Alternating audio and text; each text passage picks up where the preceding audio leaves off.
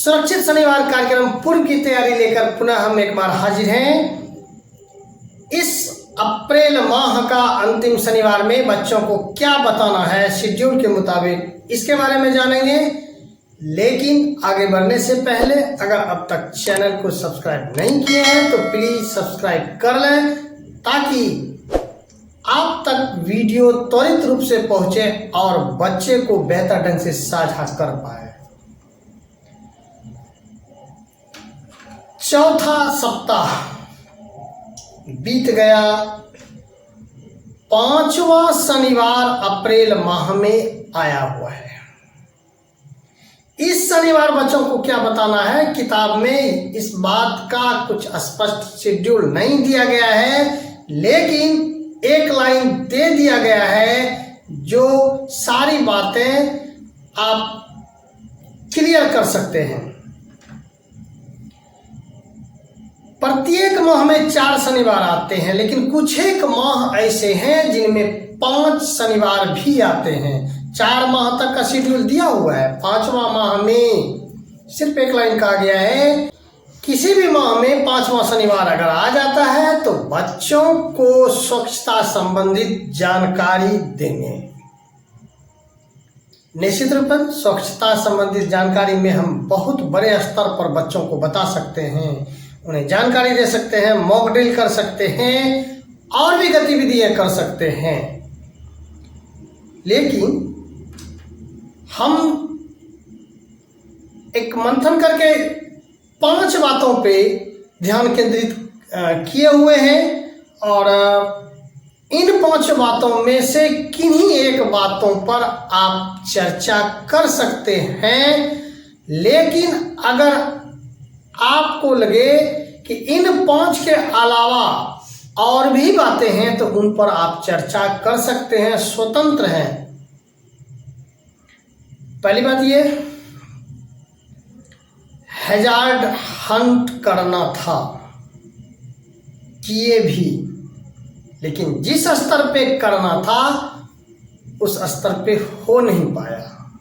इसके बीच बाधाएं आ गई, मौसम गर्मी काफी बढ़ गई, बच्चे धूप में नहीं निकल सकते थे, तो हैजार्ड हंट को सही रूप से उसका बच्चों के बीच मॉक ड्रिल शायद नहीं कर पाए होंगे।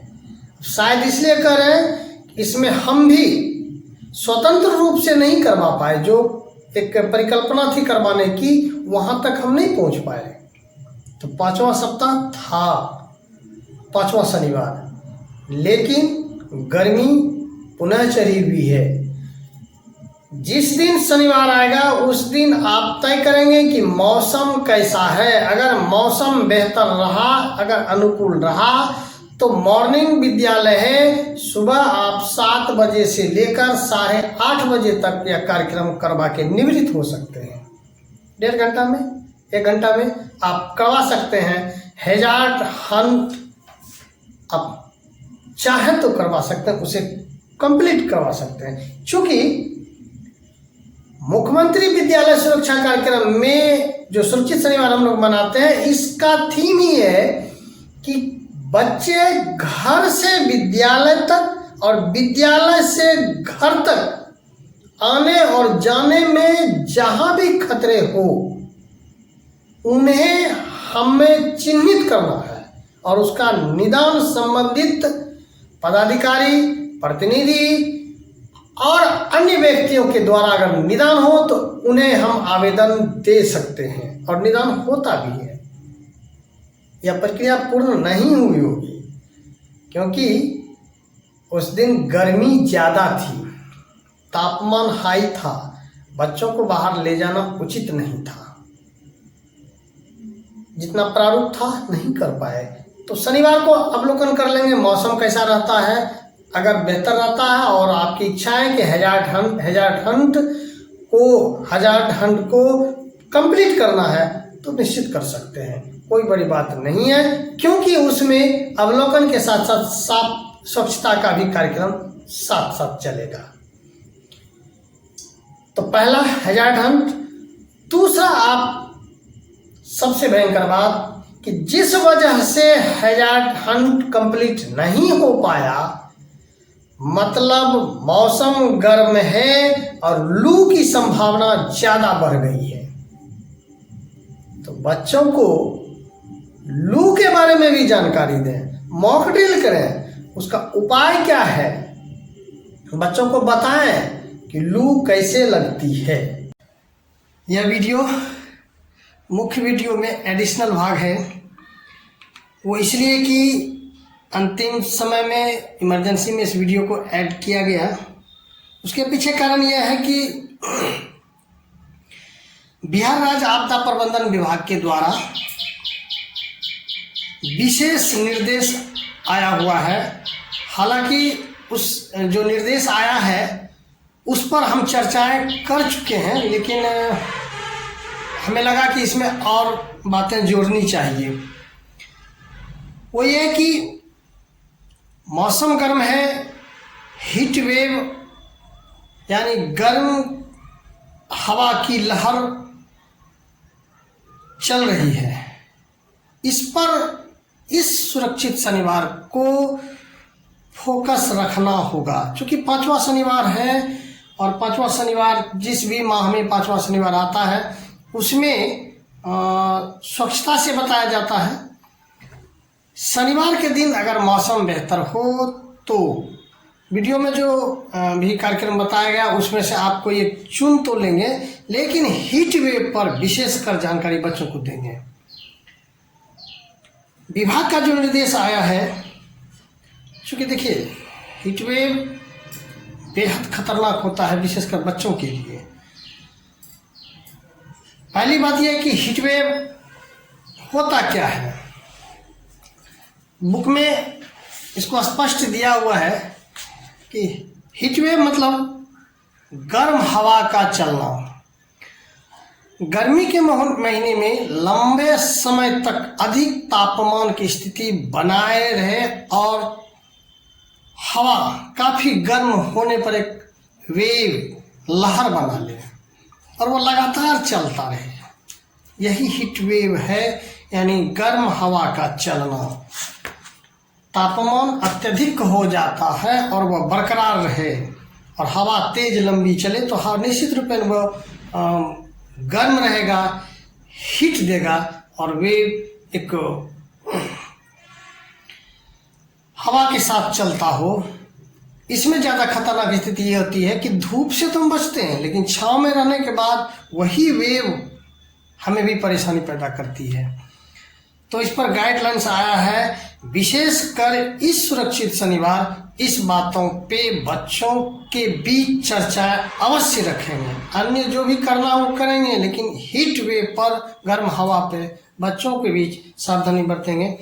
एक बिहार राज्य आपदा प्रबंधन प्राधिकरण के द्वारा निर्देश आया है, उस पर हम एक एक करके चर्चाएं कर लेंगे। मेरे बगल में वो जो PDF है, जो सूचना आई है, वो भी चल रहा होगा, आप उसे भी देख लेंगे। हम उसी को एक एक करके हम चर्चा करेंगे।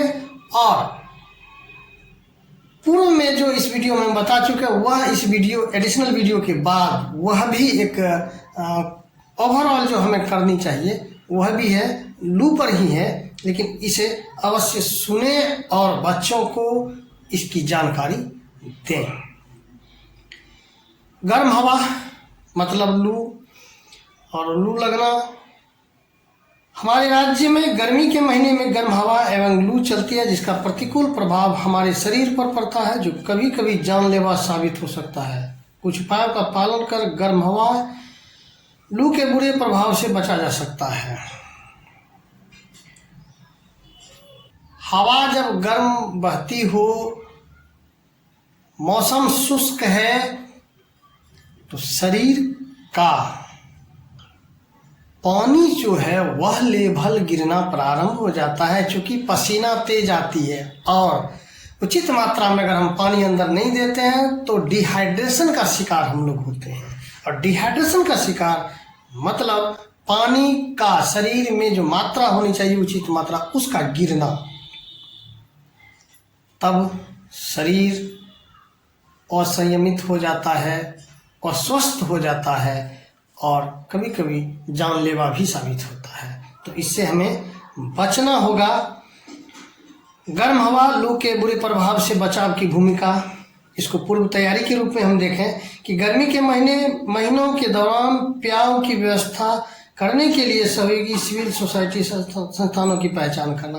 प्याऊ मतलब कि घर में तो पानी है, लेकिन हम जब सफ़र करते हैं तो आप देखते होंगे जगह जगह पर कई निजी संस्थान, स्वयंसेवी संस्थान होते हैं, संस्था वगैरह, वो जगह जगह पर पानी पीने की व्यवस्था, ठंडे जल, शीतल जल की व्यवस्था करके रखते हैं और निःशुल्क पिलाया जाता है राहगीरों को। क्योंकि सभी का पानी पीने का जो भी साधन है वो घर के अंदर है, घर के बाहर राहगीर सड़क पर चलते हैं, उन्हें त्वरित रूप से उपलब्ध नहीं हो पाता है। तो ये व्यवस्था होनी चाहिए, यह एक सामाजिक कार्य है। और जगह जगह पर घड़े को रखें। कहते हैं कि जल पे सबों का अधिकार है और पिलाना भी चाहिए। शेड जहाँ की यात्री रुकते हैं, मंदिर में, मस्जिद, बस स्टैंड, रेलवे स्टेशन आदि स्थानों पर चिन्हित कर वहाँ पर व्यवस्था करवाएं। जहाँ पे व्यक्ति समूह में आते हैं और रुकते हैं वहाँ जल की व्यवस्था होनी चाहिए। निश्चित मंदिर, मस्जिद और रेलवे स्टेशन, बस स्टैंड, यहाँ पे व्यक्तियों का आना जाना और रुकना होता है, तो यहाँ भी व्यवस्था करें। इसमें ये त्वरित हुआ, लंबे समय के लिए तो छांव के लिए जगह जगह वृक्षारोपण होनी चाहिए, ताकि कुछ दूर चलने के बाद राहगीर छाया में स्थिर हो सके। या बच्चों को अगर बताएंगे तो वह भविष्य का वही हमारा पेड़ पौधा को बचाने वाला और लगाने वाला है, और उनको हमें बताना है। रिस्पॉन्स क्या लेना चाहिए कि गर्म हवाएं लू की स्थिति बने रहने पर सार्वजनिक अथवा भीड़ भाड़ वाले स्थानों पर प्याऊ की व्यवस्था, गर्म हवा लू की चेतावनी के दौरान ठंडे स्थानों यथा मंदिरों, सार्वजनिक भवनों, मॉल आदि को चिन्हित कर उसके छांव में आमजन के ठहराव की व्यवस्था करनी चाहिए। एक खास समय तक दिन में चलने की व्यवस्था हो या चलने के लिए मानसिक रूप से तैयार हो। दोपहर का समय जो होता है, जो पीक पॉइंट होता है गर्मी का और धूप का, उस समय चलने से बचें। उस समय कहता है क्या करें और क्या ना करें, इस पर भी चर्चा करें कि यहाँ जहाँ तक संभव हो कड़ी धूप से बाहर निकलने से बचें। अधिक तापमान में बहुत अधिक शारीरिक श्रम ना करें। ज़्यादा प्रोटीन वाले भोजन जैसे मांस, अंडा व सूखे मेवे जो शारीरिक ताप को बढ़ाता हो का सेवन करें अथवा ना करें। यदि व्यक्ति गर्मी या लू के कारण पानी की उल्टियाँ कर रहे हो या बेहोश हो तो उसे कुछ भी खाने को ना दें। डिहाइड्रेशन का शिकार जब हो जाता है ना, तो व्यक्ति अस्वस्थ हो जाता है, उल्टियाँ आने लगती है, तापमान अचानक बढ़ जाता है और कंट्रोल नहीं रह पाता। उस परिस्थिति में हमें प्राथमिक उपचार के लिए त्वरित रूप से डॉक्टर के पास जाना चाहिए। लू लगने पर क्या नहीं करें।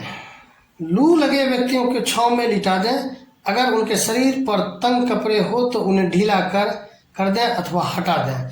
लू जब लग गया है तो व्यक्ति को छांव में लाएं। चूँकि वह छांव में आ चुका है तो शरीर पर जो भी कपड़े हैं वो कपड़े या तो ढीला कर दें या तो खोल दें, ताकि सीधा हवा, ठंडा हवा उसके शरीर पर लगे। चूँकि ना करने में भी स्थिति थी कि आप खुले शरीर में नहीं चलें, ताकि सीधा धूप जो है आपके स्किन को टच ना करें। ज़्यादा से ज़्यादा सिर को ढकें, सिर को ढक लें। मास्क लगाने की बात कहती हैं, लगाएं, ताकि ठंडा ये है एरिया मेरा नर्म रहेगा, नमी बनी रहेगी। कपड़ा फुल होना चाहिए, नीचे पैर भी फुल कपड़ा होना चाहिए ताकि धूप जो है उससे हम बच सकें। लू लगे व्यक्ति के तापमान को कम करने के लिए कूलर, पंखे आदि का प्रयोग करें। उसके गर्दन, पेट एवं सिर पर बार बार गीला तथा ठंडा कपड़ा रखें। उस व्यक्ति को ORS, नींबू पानी, नमक चीनी का घोल, छाछ या शरबत पीने को दें। शरीर में जल की मात्रा को बढ़ाएं। उस लू लगने की स्थिति में यानी कि डिहाइड्रेशन हो जाती है जब, तो लू लगता है और शरीर का पानी तापमान बढ़ता है लेकिन पानी की मात्रा कम हो जाती है। तो पानी की मात्रा बनाए रखने के लिए शरबत पिलाएं। आम का, टिकोला का भी शरबत है, नींबू पानी का शरबत है, जो भी है उस पानी की मात्रा को बढ़ाने का प्रयास करें, लेकिन थोड़ा थोड़ा करके दें। अचानक देंगे, ज़्यादा मात्रा में देंगे तो वह भी उल्टियाँ होने की संभावना हो जाएगी। लू लगे व्यक्ति का हालत में 1 घंटे तक सुधार न हो तो उसे तुरंत नज़दीकी अस्पताल, स्वास्थ्य केंद्र में ले जाएं। लू जब लग जाता है ना, शरीर में एक दर्द होगा, थकान होगी ज़्यादा, वह एहसास होगा और वह बेहोशी आने की लग रहा है कि बेहोश होने वाला है, काफ़ी अस्वस्थ दिखेगा। तो उस परिस्थिति में अगर 1 घंटा में वह कुछ बेहतर नहीं होता है प्राथमिक घरेलू इलाज के बाद, तब निश्चित आप डॉक्टर के पास ले जाएं। इसका जो है एक चित्र है वो हम दिखाएंगे। उसमें सीधा व्यक्ति को पीठ के बल लिटा दें और ठंडी हवा में उसे रहने दें। तो ये था मेरा एडिशनल वीडियो, 5 बातें जो वीडियो में चलता रहेगा, आप देखेंगे। स्वच्छता कार्यक्रम थोड़ा बहुत कर लेंगे, लेकिन गर्मी अगर ज़्यादा हो शनिवार के दिन तो बच्चों को फोकस रखेंगे लू पर, और आगे जो बातें हैं थोड़ी थोड़ी बातें उसे भी जानकारी देंगे, लेकिन लू पर आप अपनी समझ से बेहतर जानकारी प्रोवाइड करेंगे बच्चों को, ताकि बच्चे लू से बचने का प्रयास करें। कहते हैं ग्रामीण परिवेश है, बच्चे खेत भी जाएंगे तो पानी का बोतल साथ में रहे, कपड़ा पूरा ढका होना चाहिए और आरामदेह कपड़ा होना चाहिए। तो हीट वेव यानी गर्म हवा की लहर यही है, यानी लंबे समय तक गर्म तापमान बना रहे और वह हवा जब चलती है तो वही हीट वेव होता है।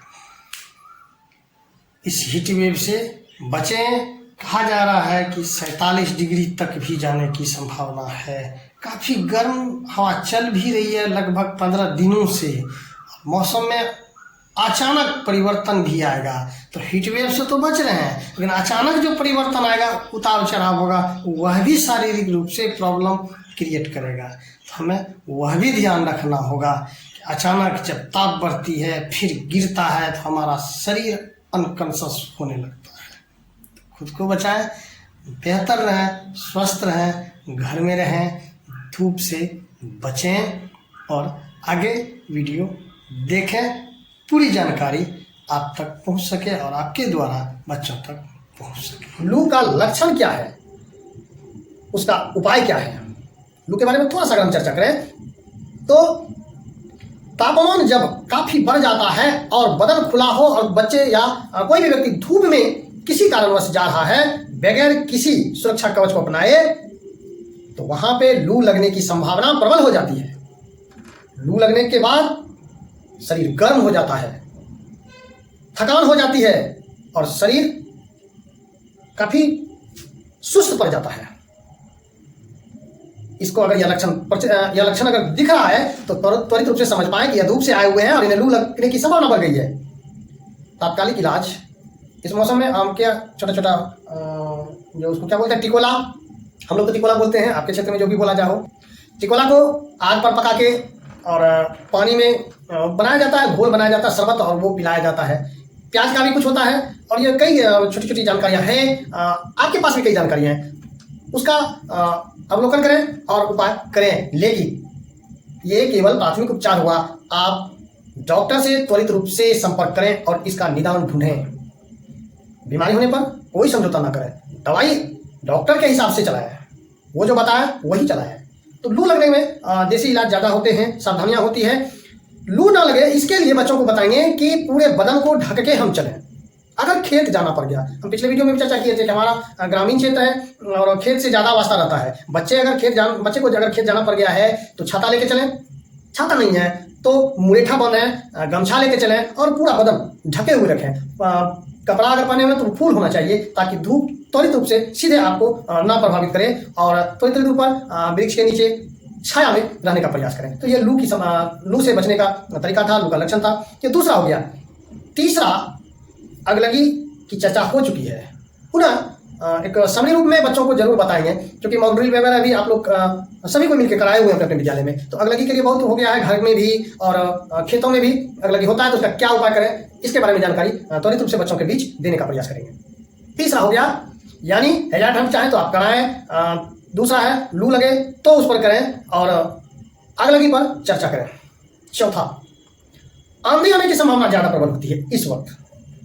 आंधी अगर आए तो बच्चों को निश्चित बताएं कि आंधी आने की स्थिति में बच्चे को क्या करनी चाहिए। पहली बात, एक ग्रामीण परिवेश में हम देखते हैं, बार बार ग्रामीण परिवेश कहते हैं, इसलिए कि हाँ मैं भी ग्रामीण क्षेत्र से आता हूँ, जिसको देसी भाषा में बोलते हैं कि देहाती। हाँ मैं देहाती हूँ और देहात की बात को ज्यादा मैं बेहतर ढंग से रखता हूँ अब तक। जब आंधी आती है तो बच्चे टिकोला के दौर में दौड़ते हैं, आम गाछ बगीचा की ओर दौड़ते हैं। क्या ये उचित है? सवाल अभी हम कर रहे हैं। लेकिन हम भी बचपन में इस चक्रव्यूह में फंस जाया करते थे कि आंधी आती थी, पन्नी लो और दौड़ो। कहाँ? टिकोला आंधी में गिरेगा, टिकोला चुनना है। ठीक है, टिकोला चुनना बुरी बात नहीं है, लेकिन जरा कल्पना करें आंधी आने के समय, आंधी चल रही है, बच्चे वृक्ष के नीचे ही, आम के वृक्ष के नीचे, आम के लोभ में वो है खड़े और बड़ी सी टहनी टूट के गिरी तो क्या होगा? खतरा है ना। तो बच्चों को ये बताया जाए कि आंधी जब आए तो घर में या सुरक्षित जगह सुरक्षित रहें, किसी बड़े वृक्ष के नीचे ना रहें, घर में रहें।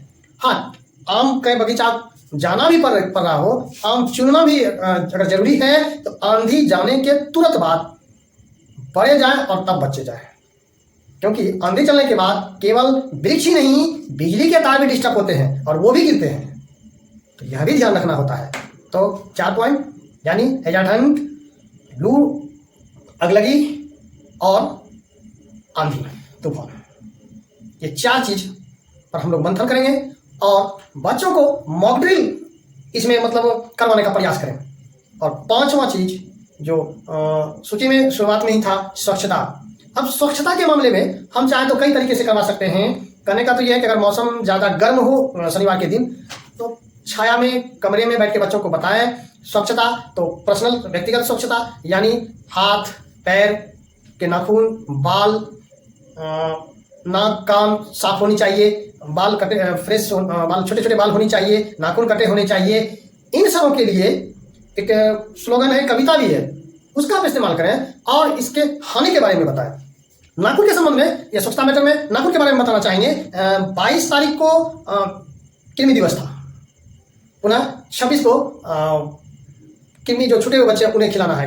ये कृमि की दवाई एल्बेंडाजोल जो टेबलेट हम लोग बच्चों को खिलाते हैं, इससे संबंधित जानकारी देंगे या निश्चित बताएंगे कि हमारे छोटी आंत में, यानी भोजन जो पाचन होता है, पाचन तंत्र में मुख से लेकर मुख, गुहा, ग्रसनली, आमाशय, छोटी आंत, बड़ी आंत, मलाशय, मलद्वार, ये पाचन तंत्र का ये हिस्सा है। भोजन जो हम करते हैं वो पच के रस जो बनता है, ग्लूकोज छोटी आंत में वो चूसाता है और ब्लड में जाता है। लेकिन छोटी आंत में ध्यान देंगे, छोटी आंत में जब रस चूसा जाता है भोजन से और वो रक्त में जब जाने की बात होती है, ठीक उसी समय छोटी आंत में 3 प्रकार के आतंकवादी पड़े हुए रहते हैं वहां पे।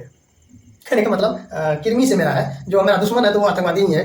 वो कृमि वर्म ये 3 प्रकार के होते हैं, गोल कृमि यानी राउंड वर्म, फीता कृमि, टेप वर्म, हुक कृमि, हुक वर्म, ये 3 प्रकार के हैं। ये तीनों कृमि वहां तैयार होते हैं और वो रस वो लोग पी जाते हैं और शरीर वृद्धि नहीं करता। ये अक्सर बच्चों के लिए होता है। और नख से यानी नाखून से उसका क्या संपर्क है? निश्चित संपर्क है। हम लोग जब लेटरिन जाते हैं, लेटरिन के बाद जब हाथ को धोना होता है तो हमें बेहद अच्छे तरीके से धोना होता है हाथ को। हाथ धोने का तरीका मैं इस पर चर्चा करूंगा, इस पर अलग से वीडियो है, फिर भी मैं बता दूं हाथ धोने के ये 5 तरीके हैं कि लड़ाई, झगड़ा, अंगूठा, कुची कुची, फिर कलाई और हाथ साफ हो खुशी खुशी। इस पर अलग से वीडियो है, वो हम डिस्क्रिप्शन में लिंक दे देंगे। हाथ साफ कराने का तरीका आप बच्चों को बताएंगे। नाखून में वो जो वर्म है, वो कृमि है, उसका अंडा लेटरिन के साथ जो बाहर आया नाखून में फंस जाता है लेटरिन धोते वक्त, तो वो अगर हाथ स्वच्छ ना हो, अच्छी तरह से साबुन से हाथ नहीं धुला गया है, तो वो नाखून में फंसा अंडा पुनः मुंह में आ जाता है और यह क्रम चलता रहता है, अपने साथ दूसरे बच्चे तक भी पहुंचा जाता है। तो ये कृमि को खत्म करने के लिए सरकार अल्बेंडाजोल लाई है टेबलेट, जो 22 अप्रैल को भी खिलाया गया, अपना 26 अप्रैल को खिलाएगा। ये स्वच्छता से संबंधित है। अगर इस कृमि से प्रभावित जो बच्चे होते हैं, आप देखते होंगे हाथ एकदम सूखा सूखा, सिर बड़ा, पैर एकदम हड्डी दिख रहा है और बच्चा पेट बड़ा है, भोजन खाए जा रहा है, वो इसलिए खाए जा रहा है कि शरीर कह रहा है रस लाओ, जल्दी से भोजन का रस लाओ, इसलिए और खाओ और भोजन खाने की प्रवृत्ति बढ़ा देता है और कृमि और पियो। क्या फायदा हुआ? बच्चा खाए जा रहा है, इतना खाने में मगन हो जाता है कि हड्डी एकदम पतला, शरीर पतला, पेट बड़ा सा हो जाता है और बच्चा देखने में तरह लगता है, खाता है, पूरा डोज देना है तो उंगली सब में देखते हैं पूरा लगा देता है। और उसको हमारे ग्रामीण परिवेश में एक शब्द है, पेट हरिया, ऐसे चलता, हरिया की तरह चलता है और डॉट टरिया, समझ सकते हैं, पिछवाड़ा उसका पचका हुआ होता है, आगे पेट लटका हुआ होता है, कुपोषित बच्चा है। क्यों? कृमि का शिकार है वो। उसको बचाने के लिए कृमि को समाप्त करना होगा और टेबलेट है, स्कूल में खिलाया जाता है। अगर नहीं खिला पाए किसी कारणवश तो दुकान से आप खरीद कर प्रत्येक 6 माह में कम से कम एक बार जरूर बच्चों को खिलाएं, एक साथ सभी बच्चों को। बच्चे कुपोषित नहीं होंगे। बेहतर खिलाना वो जरूरी है और बेहतर रूप से पचे भोजन वो भी जरूरी है और पोषक तत्व उनमें जरूरी है। तो मूलतः स्वच्छता पे बात आ गई, हाथ बेहतर ढंग से धुला हो, ये तो हाथों की सफाई हो गई। कपड़े साफ भी होने चाहिए।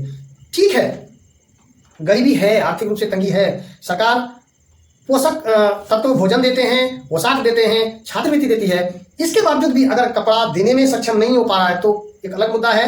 फिर भी कपड़े फटे हो वो मंजूर हो, लेकिन थोड़ा साफ हो। अब सबसे अहम बात है सफाई पर। हम कहते हैं मेरा घर है, हम स्वच्छ रहेंगे, तो भैया पड़ोसी में जो गंदगी है, पड़ोसी में पानी जमा हुआ है, हवा के द्वारा जो वेव आएगा, हवा के द्वारा उधर से जो वो बेहतर सुगंध नहीं दुर्गंध आएंगे, तो क्या होगा? वो भी हमें प्रभावित करेगा। उसके पड़ोसी के घर में अगर पानी जमा है और वो गंदगी का शिकार है, तो क्या मच्छर वगैरह नहीं आएगा? आएगा करेगा। मच्छर आपको गाना सुनेबे करेगा कान में, भिन भिन भिन। आप क्या करेंगे? मछली लगा लेंगे, कभी तो निकलेंगे, शिकार करिए लेगा। तो हम स्वच्छ रहें, हमारा पड़ोसी भी स्वच्छ रहे, इस बात का ख्याल रखें।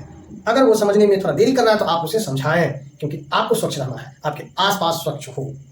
इस स्वच्छता में एक और बातें होती है, घर में या स्कूल में पानी का जल जमाव नहीं हो। पानी का जल जमाव अगर होता है तो उसका निपटारा करें, सोख्ता बनाकर, यह बच्चों को बताएं। और यह ध्यान रखें कि लेटरिन का जो गड्ढा होता है, वह जो कुआं बनाया जाता है और ट्यूबवेल जो गलाते हैं, दोनों की दूरी कम से कम 10 फीट की होनी चाहिए, वरना पानी का स्वाद आपका चेंज हो जाएगा। दूसरी बात, उत्तर दिशा की ओर, उत्तर से दक्षिण पानी का बहाव है। अगर ट्यूबवेल और लेटरिन का सोख्ता दोनों एक ही लाइन में बन रहा हो, उत्तर दक्षिण की दिशा को देखकर, तो उत्तर तरफ ट्यूबवेल गलाएं और दक्षिण तरफ सोख्ता बनाएं। अगर संभव हो तो आगे पीछे तिरछा करें, सीधी लाके उत्तर दक्षिण ना रखें। तो सोख्ता पे बहुत सारी बातें हैं, बता सकते हैं। और एक पर एक आइडिया है, मॉक ड्रिल कराएं। बच्चे को कहा जाता है कि क्लासरूम में बैठ के बताए तो वो तो बस कक्षा संचालन जिस तरह होता है उसी तरह हो जाता है, और मॉक ड्रिल में बच्चे थोड़े से ज्यादा इंटरेस्टिंग खुद को दिखाते हैं और करते भी हैं। बाल प्रेरक आपके बेहतर से बेहतर आपसे कर सकते हैं, आपको ही सलाह देंगे। निश्चित रूप में बच्चे की बात को ध्यान से सुनेंगे। और कहते हैं स्वच्छता में हमारे स्वच्छ होने से कुछ नहीं होगा, हमारे पड़ोसी को भी स्वच्छ होना होगा, लेकिन शुरुआत आपको अपने घर से करना पड़ेगा, खुद से करना पड़ेगा। आप भला तो जग भला, ऐसा नहीं कहेंगे जग भला तो मैं भी भला ना भैया, आपको आगे आना होगा। और इसका सबसे बेहतर तरीका है आपके बच्चे की बात घर में नहीं सुनी जाएगी, कोई बात नहीं, बच्चे बड़े तो होंगे, होने तो दीजिए, प्रभाव 10 साल के बाद दिखाई देगा आपको, और आपके रूप में 100,000 बच्चे होंगे और आपके ही वो बाल प्रेरक या फोकल शिक्षक के तौर पे जाने जाएंगे। तो ये था हमारा अप्रैल माह का 5वां सप्ताह शनिवार में क्या कराना था, इसके बारे में डिटेल जानकारी थी। ध्यान देंगे, सूची के हिसाब से स्वच्छता पर ध्यान रखना है, लेकिन 2-4-5 तरीके हम बताए। इन सबों के अलावा अगर आपके पास भी कोई आइडिया हो, वो आइडिया विद्यालय के आसपास के परिवेश मौसम पर निर्भर हो और बच्चे के लिए लाभदायक हो, खतरों से बचने का उपाय हो, वैसी जानकारी आप खुद से भी बता सकते हैं। कोई जरूरी नहीं कि हमने जो बताया वह सभी जानकारी वही बतानी हो। इनमें से कोई एक जानकारी आप कोई मुद्दा लेंगे और उस बच्चे को बताएंगे। हमने कई जानकारी को साझा करने का प्रयास किया। तो ये था सुरक्षित शनिवार कार्यक्रम की तैयारी में अप्रैल माह का 5वां सप्ताह। तो मिलते हैं अगले वीडियो में, तब तक के लिए बाय, थैंक यू।